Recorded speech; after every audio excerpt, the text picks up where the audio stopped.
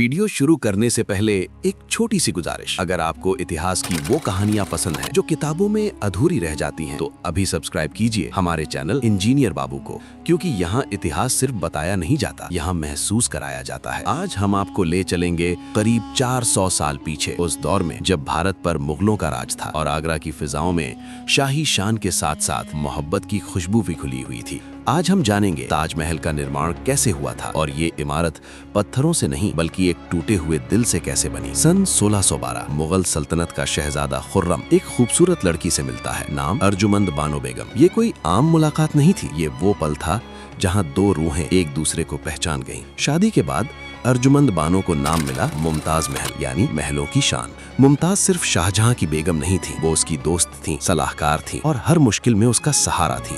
शाहजहां जब भी जंग पर जाता, मुमताज उसके साथ होती, चाहे रास्ता कितना भी कठिन क्यों न हो। 14 बच्चों की मां बनने के बाद भी मुमताज ने कभी शाहजहां का साथ नहीं छोड़ा। लेकिन किस्मत, इतनी खूबसूरत मोहब्बत अक्सर ज्यादा देर तक बर्दाश्त नहीं करती। सन 1631 दक्कन की जंग, एक शाही तंबू और उसके अंदर दर्द से तड़पती मुमताज। 14वें बच्चे के जन्म के साथ मुमताज की सांसें धीरे धीरे थमने लगी। कहा जाता है मुमताज ने आखिरी सांस में शाहजहां का हाथ पकड़कर कहा, मेरी याद में कुछ ऐसा बनवाना जो दुनिया कभी ना भूल सके। और उसी पल मुगल सल्तनत की सबसे बड़ी ताकत एक औरत को खो बैठी। मुमताज की मौत के बाद शाहजहां पूरी तरह टूट गया। कई दिनों तक उसने किसी से बात नहीं की, हंसना भूल गया, दरबार सूना हो गया। कुछ ही महीनों में उसके बाल सफेद हो गए और तभी उसने वो फैसला लिया जिसने इतिहास बदल दिया। सन 1632 शाहजहां ने हुक्म दिया, मैं मुमताज के लिए ऐसा मकबरा बनवाऊंगा जो दुनिया में पहले कभी न देखा गया हो। जगह चुनी गई आगरा में, यमुना नदी के किनारे। लेकिन ये जगह आसान नहीं थी। यमुना के किनारे की जमीन नरम और दलदली थी। ऐसी जमीन पर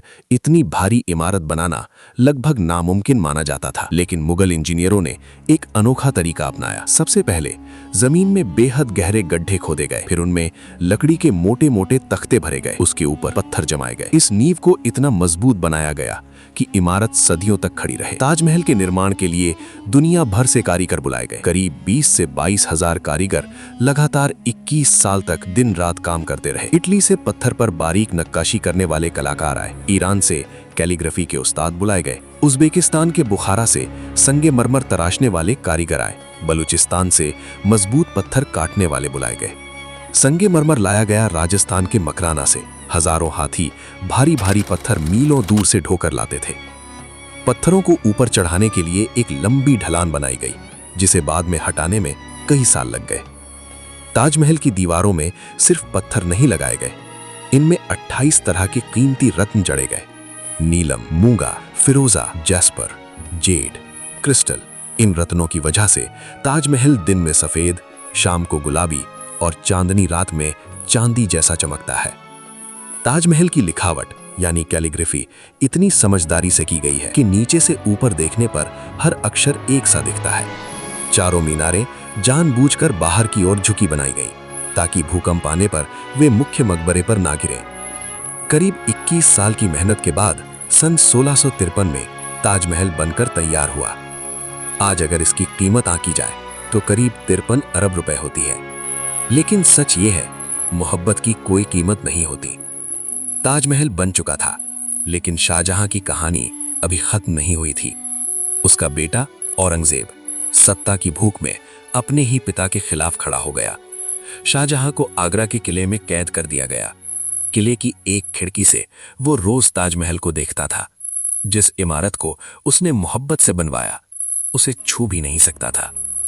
सन 1658 शाहजहां की मौत हुई। उसे भी मुमताज के बगल में ताजमहल में दफना दिया गया। 2 कब्रें एक ही छत के नीचे। आज ताजमहल सिर्फ एक इमारत नहीं है, ये इस बात का सबूत है कि अगर मोहब्बत सच्ची हो तो वो पत्थरों में भी जिंदा रह सकती है। अगर आपको ये कहानी पसंद आई हो तो इंजीनियर बाबू को अभी सब्सक्राइब कीजिए, क्योंकि अगली कहानी इतिहास का एक और छुपा हुआ सच लेकर आएगी।